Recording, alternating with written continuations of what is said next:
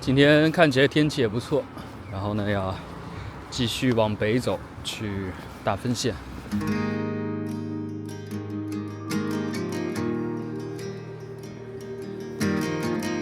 我觉得老宋的运气一向都特别好，从盐港到大分，其实他本来8点、9点、11点，然后到下午都有车的，但是呢，只有今天他好像要检修，所以呢9点、11点的车都取消了，只有8点，到下一班就要到下午的3点了。所以我本来没想要起这么早的，但是没办法，他只有8点的车，否则要到下午3点钟。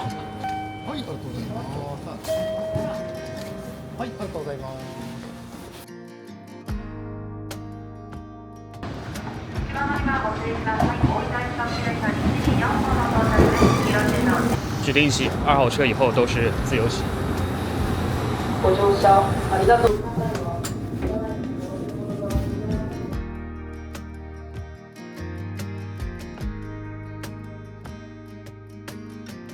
离开宫崎县的盐港，乘坐特急车往北前往大分县首府的大分市。这一路会经过海港城市佐伯，这里也算是九州东部较有名的小城，以丰富的海产、宁静的港湾风景和悠闲的生活节奏闻名。接下来是旧楚市，这里以古城风情和日本国宝级的旧楚石佛而闻名。另外也会路过佐贺关半岛，电影《铃芽之旅》中，铃芽和草太就是从佐贺关港乘坐轮渡前往四国爱媛县的八幡滨港。虽然港口是在这里，但电影里轮渡船的原型其实是从旧竹港出发到爱媛县的橘子轮渡。老宋之前乘坐的从爱媛到大阪的轮渡航线就是这家公司运营的。まもなく終点大分です。终点大分。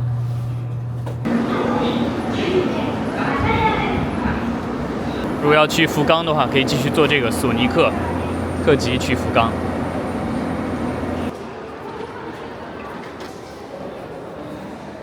大分站这边明显比宫崎要大很多。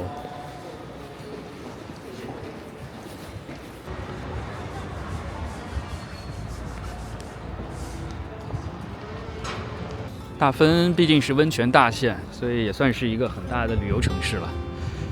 相对来说，应该游客会比较多一些，人口应该也多一些。大分县位于九州东部，和宫崎县一样都没有通信干线，但这里可以坐特急车前往福冈或北九州。整个车站也是一个特别大的商业设施。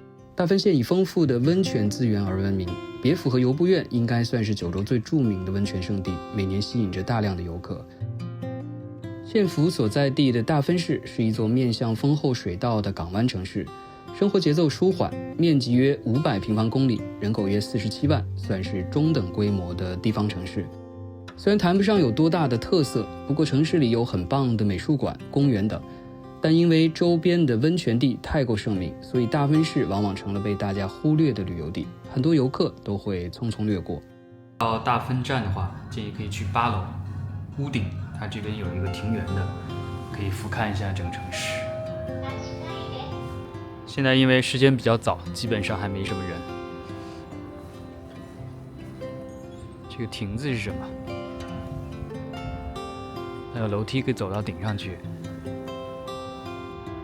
上面可能视野会更好一些。公园里面有很多这种铁轨，估计它应该是有那种小孩可以玩的那种小火车，但现在好像还没有开。小孩可以坐的，看起来挺可爱的，大红色的小火车。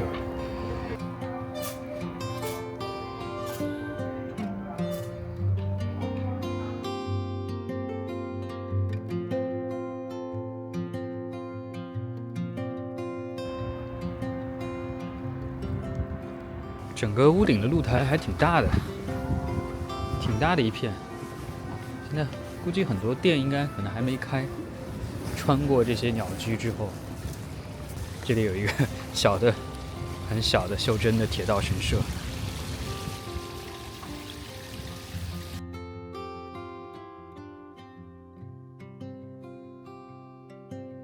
这个角度看过去，南广场的部分真的会比较多公寓楼，基本上是以居民区为主的。这个城市怎么放这么大的音乐？而且还是很昭和风的音乐，挺有意思的。从 JR 的大楼下来，前面应该就是他们大分市内的商店街，看起来人还挺多的。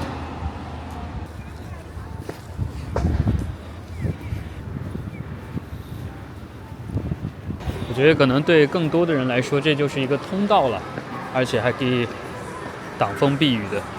很多人真正来这儿逛的人应该不多，其实也没什么特别多的店，有戏店、餐厅，然后还有一些这种商店街，现在很多都是这种卖衣服的店，但是这种衣服呢，差不多也就是当地的比较年长的人会来买的一些店。这儿有一家麦当劳，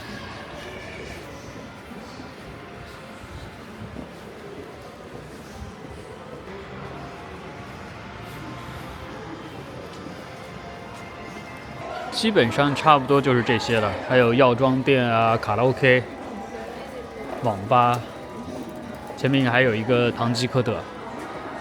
不过整体来说，大分的这个商店街还算是比较繁华了，旁边这还有一个商场，算是比较人多的，比很多地方城市要好很多。毕竟大分的话，人口也有差不多将近50万了，也算是一个挺大的城市了。在日本来说的话，大分市内的涩谷十字路口吧，我觉得这个路口应该是人流量最多的地方了。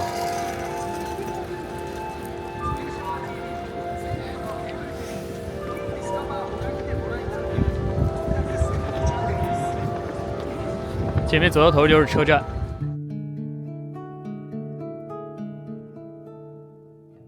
我觉得大分整体给人的感觉是更安静、更清秀一点，就不是那种特别的外放的大城市的样子，让我有点想起之前去过的那个富山，我感觉跟富山的感觉有点像，挺舒适的，比较内敛的小城市。它上面有一个这个，不太确定什么，它会随着风在转的，还挺有意思的。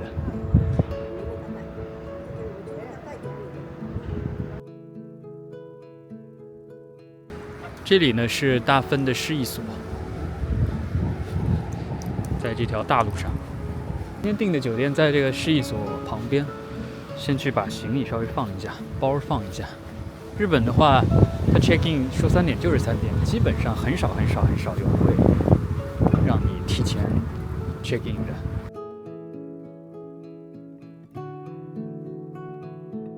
果然把行李放下之后就轻松多了。大分这边其实他们也是有一个大分城的，但是现在这个城已经没有了，所以还是有一个城迹。位于大分市役所旁边的大分城址公园，这里是江户时代初期所建的大分城的所在地。如今城郭主体虽已不在，但周围的石垣、护城河与复原的城门可以依稀看到当年的规模。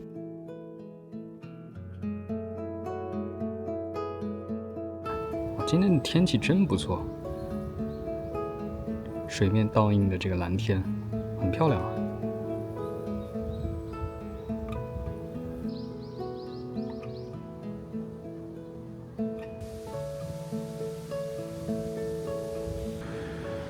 然后就在这个城迹的旁边，城迹公园的旁边啊，这里其实还有一个挺重要的建筑，虽然现在看起来其实不太起眼，在这条街上，但这个呢是大分县出身的一个非常有名的建筑家吉崎新，他很早期的一个作品，当时是大分县立的图书馆。这座于1966年竣工的原大分县立图书馆是出身于大分市，后来成为国际知名建筑大师吉崎新的早期代表作。建筑在96年退役之后，在政府和设计师本人的推动下，于1988年开始作为市民的文化艺术交流场所而继续使用。当地的市民一些艺术创作作品的展馆。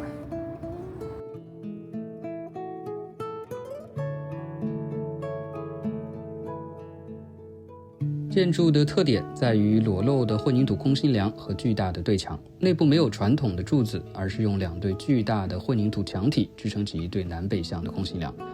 内部使用跳层的设计，让空间充满高低的变化，流动感极强。通过天窗和窗户引入自然光，形成明暗对比强烈的空间效果。中央走廊的楼梯运用了鲜明的色彩搭配，与裸露的混凝土形成鲜明的对比。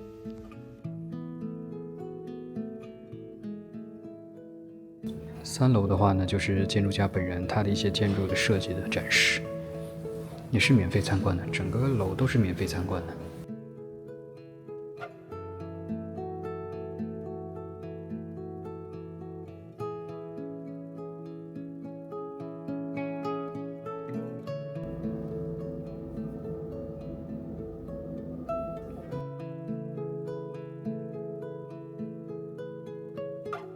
美术馆的1楼的话，其实是一家餐厅。如果说不想走太远的话，可以顺便在这儿吃个午餐。点了他们招牌的牛肉咖喱，然后1杯苹果汁，不错，这才1000块钱啊！这个咖喱1000，苹果汁当然是另外的价钱，味道还不错。然后里面牛肉也还可以，挺扎实的。很多那种牛肉咖喱里面就点牛肉末儿，根本就没有牛肉。这边还是挺大块的牛肉。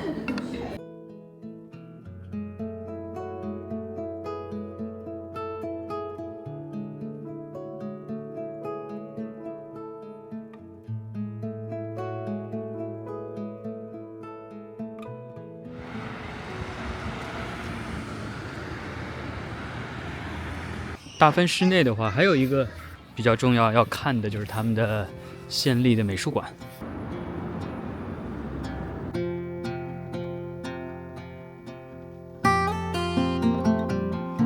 虽然老宋很不专业，不过也的确是喜欢看看各处很有特色的设计和建筑。大分县立美术馆算是大分市内非常著名的建筑作品，是由曾获得普利兹克奖的著名设计师板茂于2015年设计完成的。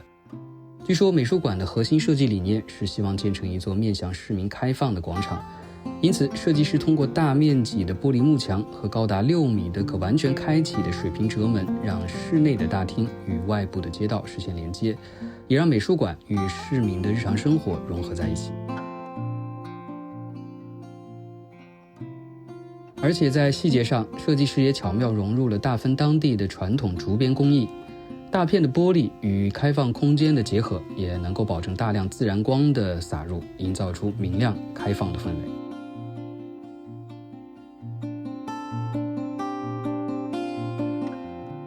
馆内的收藏主要以大分出身的艺术家的作品为主，还设有活动室、儿童游乐的设施、咖啡厅等，让美术馆不仅是展览的场所，还成为城市中居民共享的公共空间。大家到美术馆来参观啊，一定要注意看一下，它有些是不让拍的，有些是可以拍的，所以最好呢看一下它的这个规定。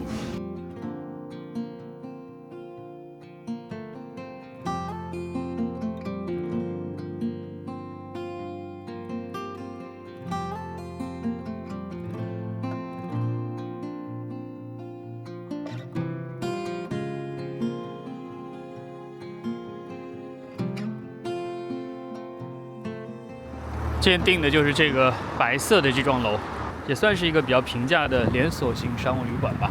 这家酒店看着外观还挺新的，这是顶楼，它用的是钥匙。已经进来了，房间挺小的，特别小。这边是床，然后这个电视机就设置的比较合理。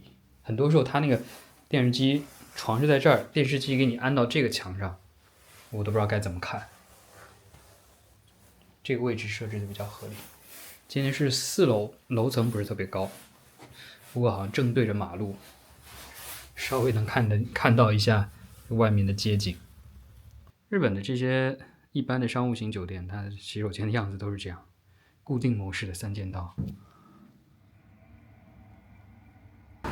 已经完全天黑了，现在已经快8点了。因为中午其实吃的比较晚，所以一直不太饿，然后也比较累，不太想出来。现在感觉稍微有点饿了，出来吃个饭，还不知道吃什么。他们这边据说是鸡肉的天妇罗比较有名。其实说到大分县的美食，一般大家都会提到头里天。头里是鸡肉的意思，天就是天妇罗，所以顾名思义，头里天就是鸡肉的天妇罗。与一般常见的唐扬炸鸡块不同，头里天用的是天妇罗粉，所以外皮更加的轻薄，炸出的鸡肉外皮金黄酥脆，内部可以保持柔软多汁。基本上大家也都是出来觅食的人。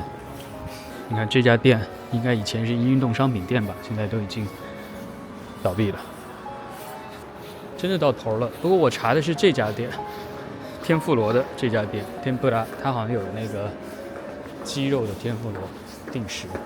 本来也是冲着头里单来找店的，所以顺便也帮大家介绍。不过进了店，发现这家店主打的除了头里天以外，还有炸虾的天妇罗。犹豫再三，决定还是选择自己喜欢吃的。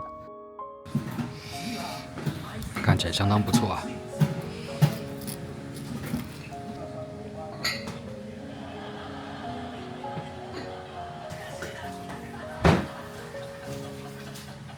話はねちょっと戻るけどね、はい、大分で流行ってる鶏天っていうのは実は台湾料理なんです。あ、そうなんですか。台湾の人たちを、はい、日本人が日本の統治時代が何十年かあった時に、はい、日本に連れてきてるわけね。台湾です。ところが日本人はお魚とか豆を食べる民族やから、そうですね。台湾から来た人はね、やっぱお肉が食べたかったんよ。まかないってわかる？自分たちの。わかります。はい。働いてるまかないで、食べて鶏天をいっぱい作って食べてたところを見られて、日本人のレストランの親父が食べて、美味しい。でそれをメニューに入れたのが、それをレストランのメニューに鶏天って書いて出したら大ヒットしたの。別府の人がね。なるほど。そういう歴史がある。店是一对老夫妇经营的，大家闲聊起来说店开了几十年了，很多人从小吃到大，从来一天都没有休息过。之后疫情期间客人少了，才开始一周休一天。我说疫情结束了，那现在还休息吗？老奶奶笑着说，休息惯了哪还回得去啊，年纪大了一周休一天也挺好的。我说我明天还想来吃炸鸡的，你们不会明天休息吧？老奶奶笑得更开心了，说不好意思啊，那你下次再来吧，我们明天休息。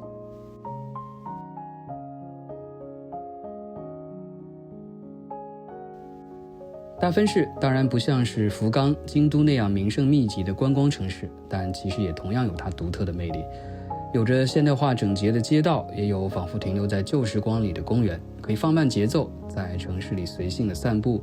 规模不大，但其实该有的都有，可以欣赏大师的建筑作品，逛逛美术馆，在古旧的公园里小坐，也可以去咖啡店享受悠闲的下午，当然也可以到商业街、百货店去逛街购物。其实这样用当地人的节奏去看城市，避开人潮，反而也是一种休闲自在的旅行方式。今天这天气看起来也相当好，这几天到九州每一天都天气特别好，东京好像一直都是阴天。因为大分机场它其实离大分市区还挺远的，如果是坐大巴的话得差不多将近1个半小时左右吧，所以他们抄了一个近道，通过海上有一个高速船从大分市内可以直接到大分机场的，而且好像是今年的7月份才新开通的，这肯定是得体验一下。然后它每天只有4班船，所以它这4班的接驳巴士也是配合这4班船的时间开的。今天的船呢是10点40，然后它从这个地方出发呢是10点14，很近的，大概5-6分钟就可以到那个坐船的港口。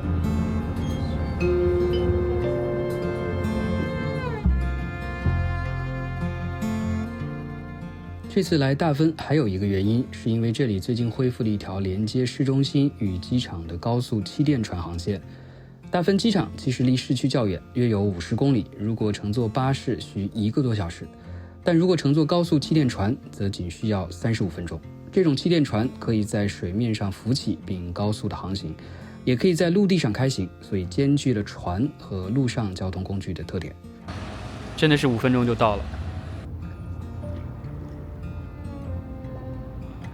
天气好的话，这个海边的景色就真的不错，港口看起来很清晰。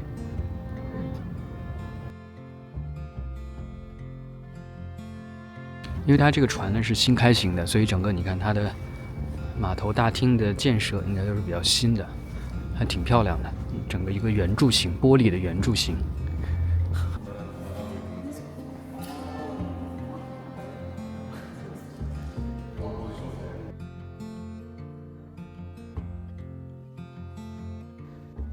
这条线曾在1971年到2009年间定期运行，但之后因为成本的因素停运，在2025年7月正式重启，是目前日本国内唯一定期运行的气垫船航线。所以对于喜欢各种交通工具的老宋来说，是一次很好的体验。而且从全球范围来看，这样的公共气垫船航线也是非常罕见。人不多，其实座位应该有很多。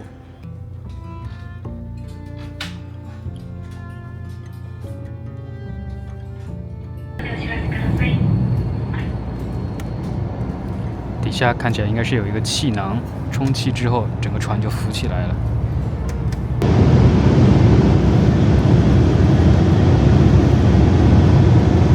然后从这儿就下水了。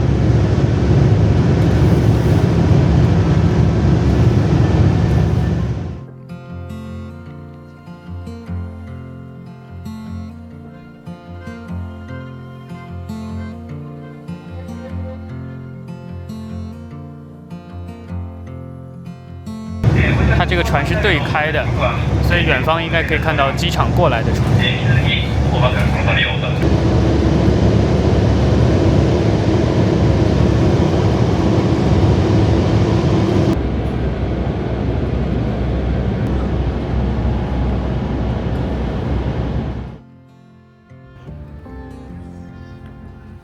然后从陆地上开一段之后，再走到那个水面上。不过我觉得他们这个宣传现在做的还是不到位，很多人都不知道，我也是偶然间查询才看到这个的，所以乘船的人比较少。我觉得他们现在肯定是亏损的，这么大艘船坐了，我觉得可能1/10左右的人吧，1/8左右，很少，10来个人而已。所以其实我觉得还是挺有意思的体验，挺不错的。难得有这样的机会可以坐坐看，虽然说它比那个机场的巴士要稍微贵那么几百块日币吧。下船之后，这里就是大分机场了，走过来也就2分钟，就在航站楼旁边。它这个叫 Hello Kitty 机场，大分 Hello Kitty 机场，它是Hello Kitty 主题的吧？应该。果然是温泉线，他们机场里面还有足汤，免费的足汤，天然温泉的足汤。Hello Kitty 主题的机场，大分 Hello Kitty Airport。然后它的航班看起来也就是东京、大阪，还有一艘是从仁川过来的韩国的直飞航线，其他都是东京、大阪。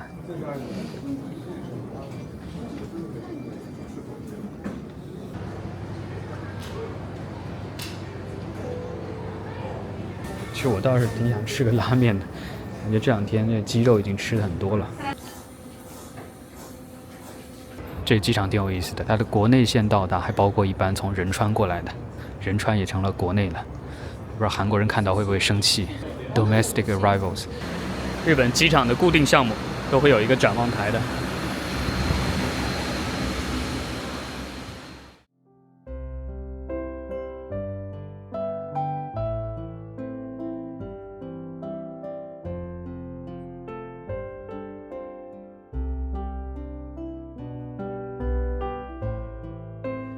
大分县当然最有名的还是温泉，所以如果是第一次来大分，别府和游步院还是非常值得一去的。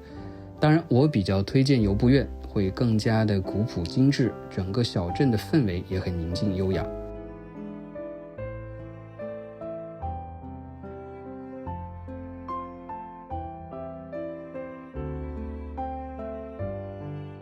另外，如果你想避开人潮，寻找一些小众的景点，除了大分市以外，也可以考虑离大分市不远的杵筑市和旧筑市。前者是保存完好、具有浓厚的江户时代风情的城下町，后者则不仅有遗迹、古街，还有日本国宝级的石刻佛像群，是日本雕刻艺术和宗教历史的重要遗产。感谢大家的观看，下一期我们将前往熊本县，利用熊本县新开通的直达巴士，同时游览九州中部最著名的2大景点阿苏火山和高千穗，去感受一下中部九州的迷人秋景。